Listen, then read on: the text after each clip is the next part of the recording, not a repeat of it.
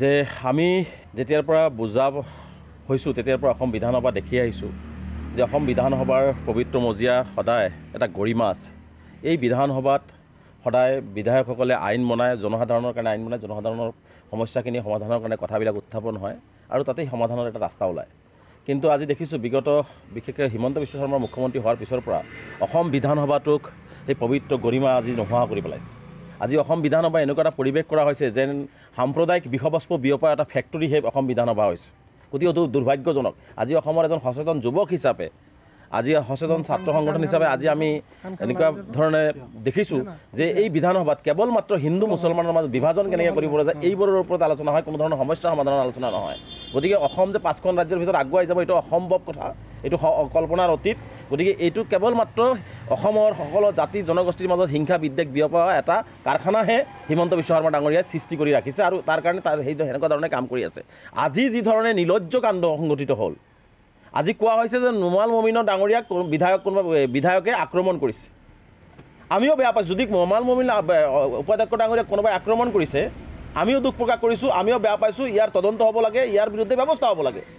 মুখ্যমন্ত্ৰী ডাঙৰীয়াৰ কথাবিলাক সাম্প্ৰদায়িক উচৰণি দি কথাবিলাক কোৱাৰ পৰিৱৰ্তে যদি অসম বিধানসভাত নমাল মমিন ডাঙৰীয়াক যদি কোনোবাই আক্ৰমণ কৰিছে, নিশ্চিতভাৱে অসম বিধানসভাৰ সকলো দিশত CCTVৰে আৱৰা আছে।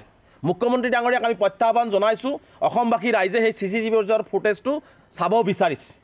চাই পেলাই যদি কোনোবাই দোষ কৰিছে তাৰ বিৰুদ্ধে কঠোৰ ব্যৱস্থা গ্ৰহণ কৰাৰ কাৰণে আমিও সকলো দাবী উত্থাপন কৰিছোঁ। আজি মুখ্যমন্ত্ৰী ডাঙৰীয়াই নিৰ্লজ্জজনকভাৱে যে এজন ট্ৰাইবেল মানুহক মাৰা হৈছে, ইয়াৰ বাবে কোকৰাঝাৰ ওদালগুৰি ট্ৰাইবেল অঞ্চলৰ মানুহ বেয়া পাব, এনেকুৱা ধৰণৰ কথাটো কিয় মুখ্যমন্ত্ৰী ক'ব লগা হ'ল?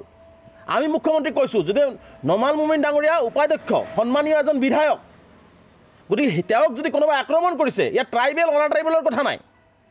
যদি কোনোবাই দোষ কৰিছে, কোনোবাই তেওঁক আক্ৰমণ কৰিছে, এইটো গৰিহণাৰ যোগ্য আৰু শাস্তিৰ যোগ্য। গতিকে মুখ্যমন্ত্ৰী ডাঙৰীয়াৰ হাতত নিশ্চিতভাৱে বিধানসভাৰ সকলো CCTV ফুটেজ আছে, সেইবিলাক উলিয়াই তেওঁৰ বিৰুদ্ধে ব্যৱস্থা গ্ৰহণ কৰক। আমিও তাত সহমত প্ৰকাশ কৰিম। ইয়াত ট্ৰাইবেল অনা ট্ৰাইবেলৰ কথা আহিব নোৱাৰে, ইয়াত এজন বিধায়কৰ ওপৰত আক্ৰমণৰ কথা আহিছে। গতিকে তেনে ক্ষেত্ৰত মুখ্যমন্ত্ৰীয়ে তেনেকুৱা নকৰি সাম্প্ৰদায়িক বিষবস্পৰ সাম্প্ৰদায়িক সংঘাত যাতে সৃষ্টি হয় তেনেকুৱা এটা উচতনিমূলক বক্তব্য বিধানসভাৰ মাজত দিবলৈ দিয়া আমি পৰিলক্ষিত হৈছে। গতিকে এইটো অতি গৰিহণাৰ যোগ্য আৰু অতি নিম্নমানৰ মানসিকতাৰ পৰিচয় আজি মুখ্যমন্ত্ৰী ডাঙৰীয়াই বিধানসভাৰ মজিয়াত দিছে। যে আমি যেতিয়াৰ পৰা বুজা হৈছোঁ তেতিয়াৰ পৰা অসম বিধানসভা দেখি আহিছোঁ যে অসম বিধানসভাৰ পবিত্ৰ মজিয়া সদায় এটা গৰিমা আছে। এই বিধানসভাত সদায় বিধায়কসকলে আইন বনায়, জনসাধাৰণৰ কাৰণে আইন বনায়, জনসাধাৰণৰ সমস্যাখিনি সমাধানৰ কাৰণে কথাবিলাক উত্থাপন হয় আৰু তাতেই সমাধানৰ এটা ৰাস্তা ওলায়। কিন্তু আজি দেখিছোঁ বিগত বিশেষকৈ হিমন্ত বিশ্ব শৰ্মা মুখ্যমন্ত্ৰী হোৱাৰ পিছৰ পৰা অসম বিধানসভাটোক সেই পবিত্ৰ গৰিমা আজি নোহোৱা কৰি পেলাইছে।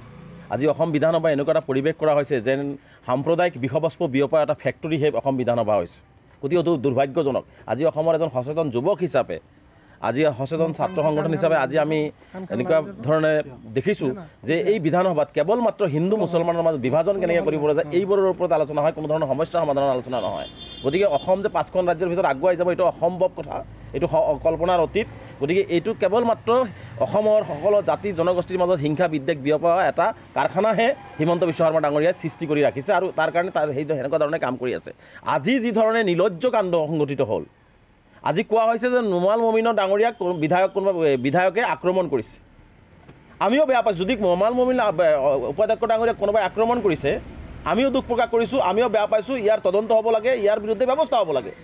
মুখ্যমন্ত্ৰী ডাঙৰীয়াৰ কথাবিলাক সাম্প্ৰদায়িক উচৰণি দি কথাবিলাক কোৱাৰ পৰিৱৰ্তে যদি অসম বিধানসভাত নমাল মমিন ডাঙৰীয়াক যদি কোনোবাই আক্ৰমণ কৰিছে, নিশ্চিতভাৱে অসম বিধানসভাৰ সকলো দিশত CCTVৰে আৱৰা আছে।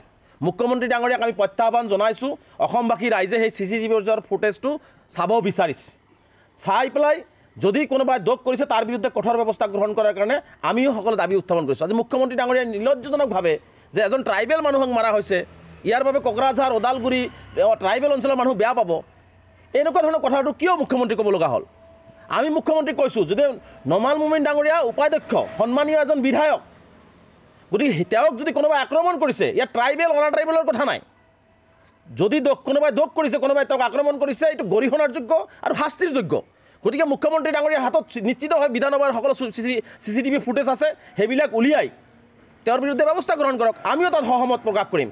ইয়াত ট্ৰাইবেল অনা ট্ৰাইবেলৰ কথা আহিব নোৱাৰে, ইয়াত এজন বিধায়কৰ ওপৰত আক্ৰমণৰ কথা আহিছে গতিকে তেনে ক্ষেত্ৰত মুখ্যমন্ত্ৰীয়ে তেনেকুৱা নকৰি সাম্প্ৰদায়িক বিষবাস্পৰ সাম্প্ৰদায়িক সংঘাত যাতে সৃষ্টি হয় তেনেকুৱা এটা উচতনিমূলক বক্তব্য বিধানসভাৰ মাজত দিবলৈ দিয়া আমি পৰিলক্ষিত হৈছে গতিকে এইটো অতি গৰিহণাৰযোগ্য আৰু অতি নিম্নমানৰ মানসিকতাৰ পৰিচয় আজি মুখ্যমন্ত্ৰী ডাঙৰীয়া বিধানসভাৰ মজিয়াত দিছে